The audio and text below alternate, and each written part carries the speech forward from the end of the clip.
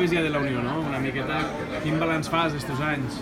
Bueno, han sigut 12 anys molt intensos en els que he crescut com a persona, la Unió m'ha ajudat, és un treball, una dedicació, diguéssim, que lleves temps a la teva explotació i a la teva família, però bueno, ha valgut la pena, ha valgut molt la pena. Estic molt content d'estos 12 anys del treball que he fet i res, a partir d'ara pues, a seguir en el que vulgui a la Unió, del Maestrat. Allí que me manaran que vagi, jo seguiré. Però que una vegada comences aquí, hasta que acabo.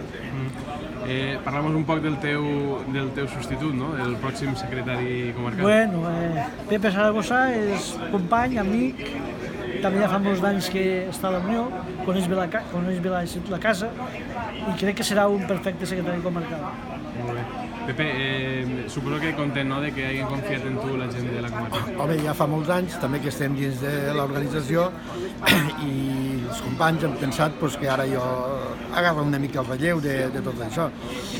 És una responsabilitat, però bueno, jo amb l'ajuda d'ells i amb l'ajuda de tots penso que podrem tirar endavant. Això és un treball d'equip i jo crec que entre tots ho podrem tirar per davant. Em dic que eres mig de Canet, mig de Traiguera, pot ser? No, soc de Xert, jo soc natural de Xert, el que passa que estic casat a Traiguera i visc a Traiguera. I què te planteges? Quins reptes creus que teniu per davant?